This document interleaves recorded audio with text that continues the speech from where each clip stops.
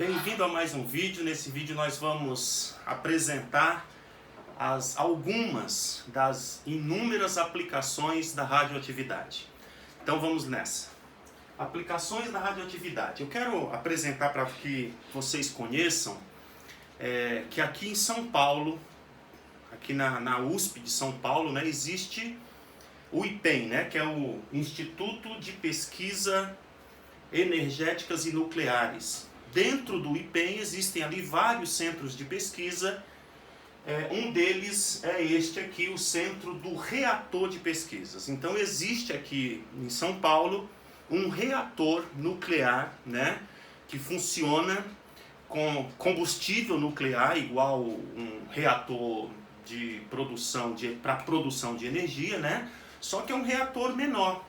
Então ele é usado, então o mesmo processo ali, o combustível nuclear é usado urânio-235, né, que é um elemento físsil, e este elemento então ocorre, portanto, a fissão nuclear com o propósito o propósito ali não é a produção de energia, evidentemente, não é a quantidade de energia liberada, mas basicamente os nêutrons que são liberados durante a fissão.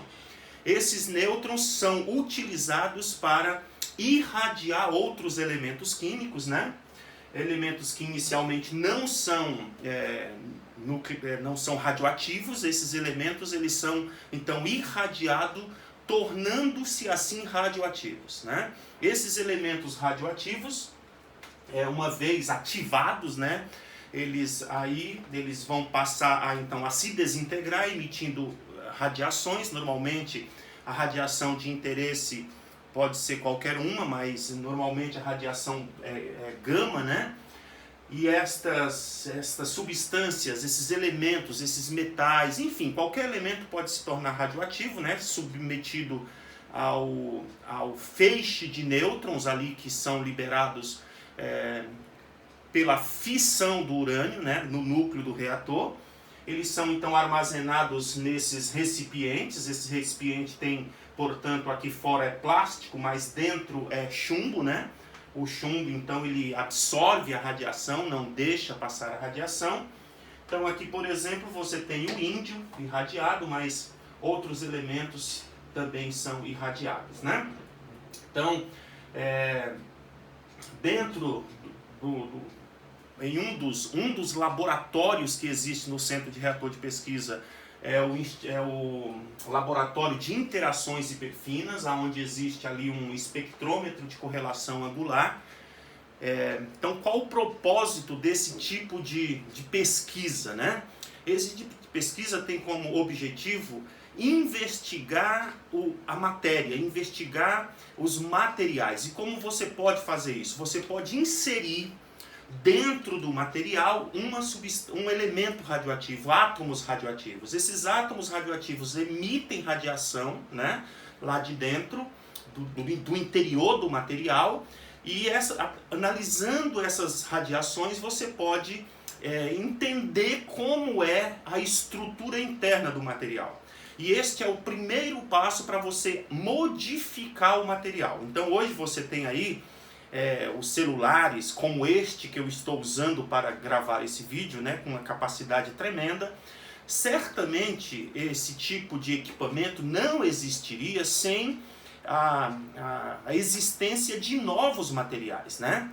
Materiais que conduzam melhor a eletricidade, são os supercondutores, materiais com resistência à oxidação, enfim, né? Os diferentes materiais, eles possibilitam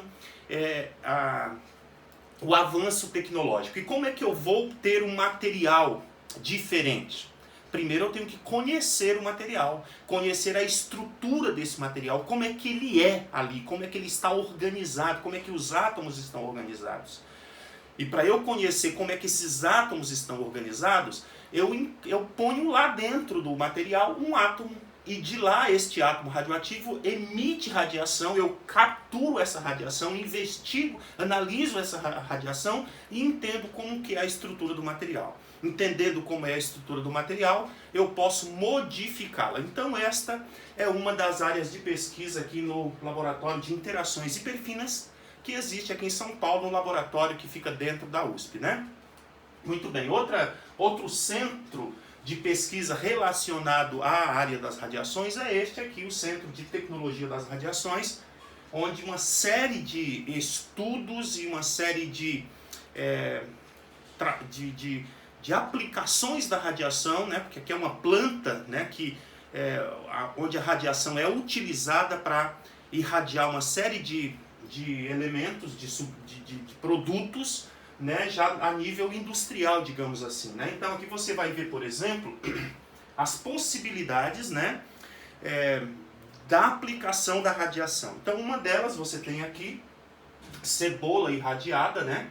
Então você vê que a cebola que é irradiada, ela demora muito mais para brotar, né? Para brotar. Então, se você quer fazer uma exportação de cebola, então você irradia essa cebola, porque ela vai passar muito tempo desde da colheita até o consumo, tá certo? Então você pode irradiar essa cebola, matando assim as gemas, né, que venham a dar origem aos brotos. Então você mata então a cebola, ela passa muito tempo sem brotar. Isso vale também para batata, para batatinha, né? Então essa é uma aplicação interessante. Detalhe importante, você tem ali uma radiação apenas a energia, né? Então você não tem resíduo do elemento radioativo aqui. Portanto, esses alimentos irradiados, eles não apresentarão resíduo do material radioativo, tá certo? Portanto, não há nenhum problema, ele não se torna radioativo. A quantidade de radiação empregada é uma quantidade que não venha causar dano nutricional ao alimento, tá certo? Então é feito com muito controle. Então aqui você também tem a batata, né? A batata inglesa conhecida, a batatinha, né? Ela sem a radiação, né? Veja como ela brota rápido, né?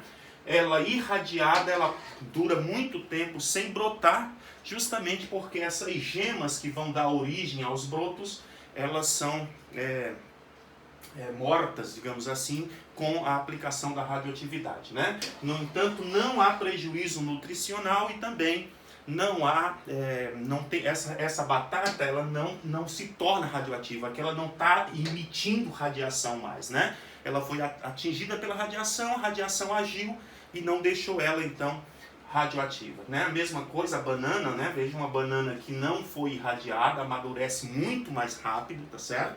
A banana irradiada demora muito mais, então você veja que para você fazer uma exportação desse produto, né, para países distantes, que esse material vai de navio aí, passando muitos dias no transporte, enfim, então você tem ela por muito mais tempo, permitindo assim a exportação, tá certo? Então você tem aqui frango irradiado, né? Fios irradiados, né? Os fios irradiados, eles se tornam resistentes à chama, por exemplo. Olha que coisa bacana, que coisa curiosa, né? Então você dos problemas muito sérios que devem ser considerados quando você vai fazer uma instalação elétrica é porque, veja, o fio ele é metálico e sobre este fio metálico tem uma camada, né, uma capa plástica. E os plásticos eles são inflamáveis, né? Mas se você irradiar este plástico, né, que reveste os fios elétricos, eles se tornam resistentes à chama, né? Então deu lá um curto-circuito, ele não pega fogo, né? Olha que bacana essa aplicação aqui, né? Outra coisa interessante é a chamada gammagrafia, né? Você tem, por que gammagrafia, né? E você faz uma radiografia, né? Então você faz uma radiografia usando ondas eletromagnéticas de grande energia, né, que são os raios gama, né, como se fosse um raio-x, certo? Só que o raio-x ele é aplicado para o nosso organismo, né? Agora, se eu vou fazer se eu quero verificar, né, eu estou emendando, eu estou fazendo aqui uma tubulação para passar, por exemplo, gás, né? Nós temos aqui, recebemos gás aí de outro país, né? E esse gás metano altamente inflamável, ele não pode simplesmente vazar, né? Se ele vazar, ele pode pegar fogo, até em contato com o ar, de tanto que ele é inflamável, o gás metano, né? Então veja, não pode ter vazamento. Então eu vou soldar esses canos metálicos, né? Eu vou soldar esses canos metálicos, mas eu tenho que ter certeza que a solda foi bem feita. Então o que eu faço? Eu tiro uma radiografia daquela emenda que eu fiz, né? Só que aí eu uso o quê? Eu uso raios gama, tá? Então são utilizados o irídio 192, que é um elemento gama emissor, a mesma coisa o selênio 75 e o cobalto 60, né? A diferença na utilização destes elementos eu vou escolher um ou outro dependendo da espessura do material que eu quero irradiar, né? Então tem uns que tem, o irídio tem uma poder de penetração maior e assim sucessivamente, tá certo? Então quanto mais espesso for o material que eu quero radiografar, mas aí eu vou escolher um dos elementos, né? Sendo que o irídio é bastante poderoso, depois o selênio e o cobalto, daí vejam que nem todas as radiações gama têm a mesma energia, né? Então eu tenho gama, apesar de ser a mesma radiação, eu tenho gamas mais potentes, com mais energia do que outro, tá bom? Ok? Maravilha. Então a gammagrafia é utilizada também, você pode fazer gammagrafia de peças de avião, por exemplo, né? Fazer ali da asa do avião, do motor do avião, para ver se não tem uma rachadura, para ver se as peças estão assim intactas, tá certo? Outra aplicação interessante, isso aqui é um gerador de tecnésio, né? Então, um gerador de tecnésio, veja que alguns elementos são utilizados para você verificar, fazer diagnóstico ou tratamento de doenças, tá certo? Mas alguns materiais têm período de meia-vida muito pequeno, de alguns dias. Então você pega aqui ou de horas inclusive, né? Então você muitas vezes precisa produzir o material radioativo ali, tá? Na hora ou pouco antes de utilizar. Então esses geradores de material radioativo foram desenvolvidos aqui no IPEM, aqui em São Paulo. Que coisa bacana, né? Então realmente esses pesquisadores aqui do IPEM de São Paulo estão realmente de parabéns, fazem um trabalho fantástico, de grande aplicação. Então a produção de radiofármacos, né? Claro que lá no local em que você vai aplicar isso daí tem que ter um médico especialista, né, nesse tipo de trabalho, né, em física nuclear, tá certo? Para calcular a dose, para calcular o tempo, para calcular uma série de fatores aí, tá certo?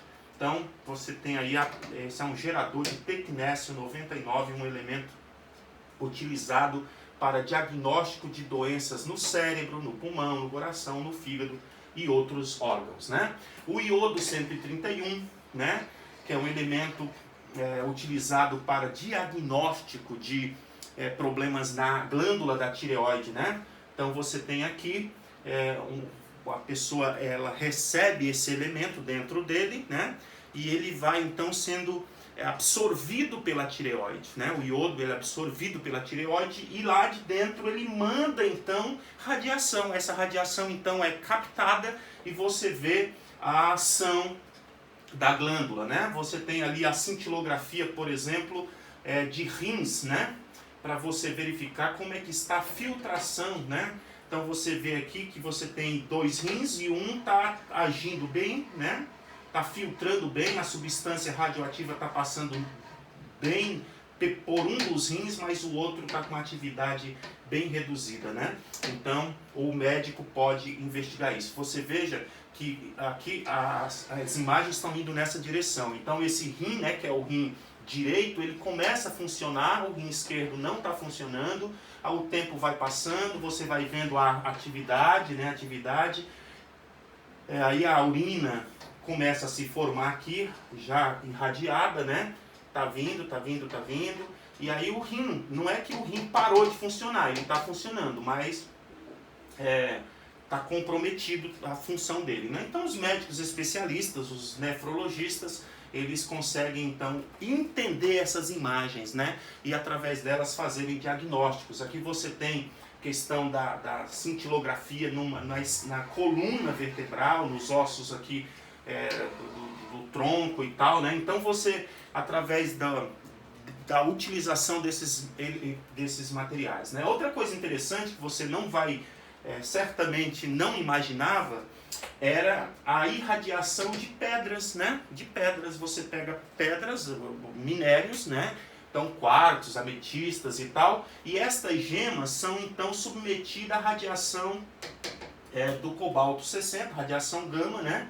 E elas se tornam mais brilhantes, um aspecto muito, muito diferente realmente, então muito interessante a radiação de gemas. Obviamente, uma outra aplicação, claro, né, que é a produção de energia. Hoje, a energia nuclear é responsável por 10,5% de toda a energia produzida no planeta, tá certo?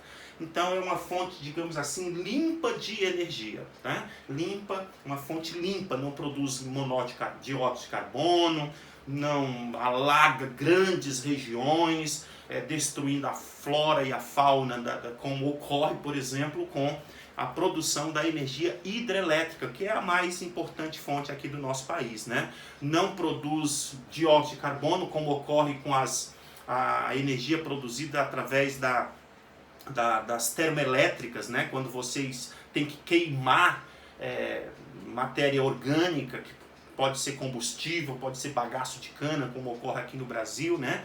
Enfim, aí você, obviamente, como é uma queima, você produz muito material poluente atmosférico, tá certo?